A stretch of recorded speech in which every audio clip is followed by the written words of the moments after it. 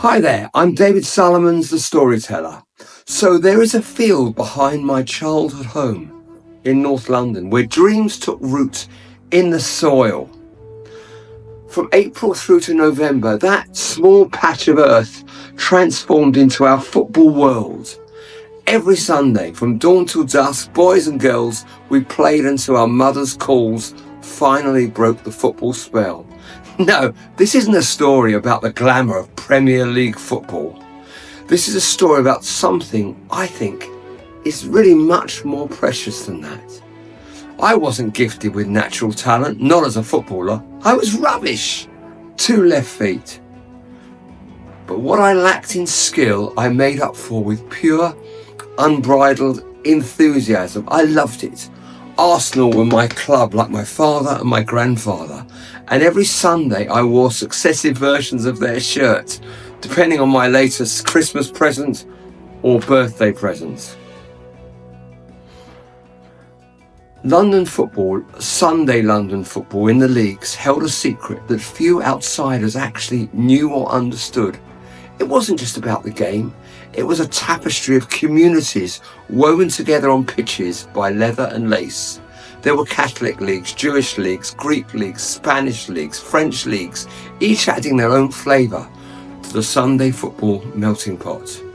Those winter mornings are carved into memory like ancient cave paintings, huddled in the back of parents' steamed-up cars, driving through darkness to places like Hackney Marshes, pitch 97. The bitter wind, you were bent double, the frozen ground, the crushing disappointment of finding an unplayable pitch.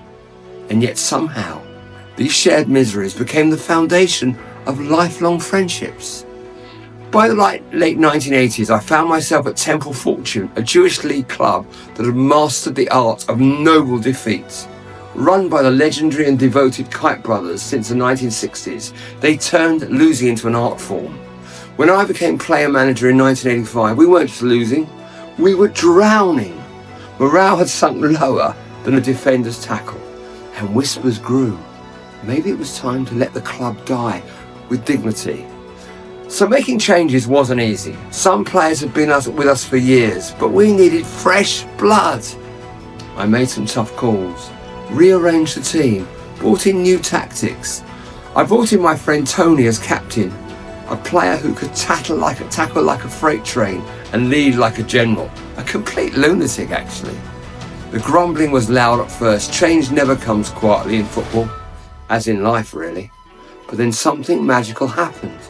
We started winning. Game by game, belief grew like a flower through concrete. Players who'd been ready to hang up their boots began showing up early for training. The Kite Brothers match programme transformed from obituaries to victory epics. It all came down to one weekday afternoon match. The air was thick with destiny as we faced our rivals for the division title. In a heart-stopping 4-3 victory, we did what Temple Fortune had never done before. We became champions! The celebration party coincided with my daughter's birth. My wife, showing the patience of a saint after 4 hours of labour, insisted I attend. 2 sips of champagne, and I passed out flat on the floor, a moment that's become family legend. It turns out the club never won a single trophy after that for over 30 years.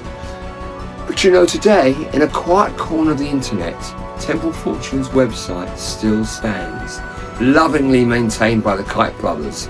The younger brother still laces up his boots in his 60s, while his older brother chronicles our ancient triumph as if it were the moon landing.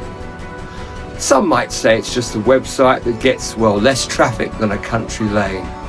But it proves that sometimes the smallest victories can leave the deepest footprints, and somewhere in North London, where I used to live, by that same field where it all began, I like to think children still play until sunset, writing their own stories into the soil.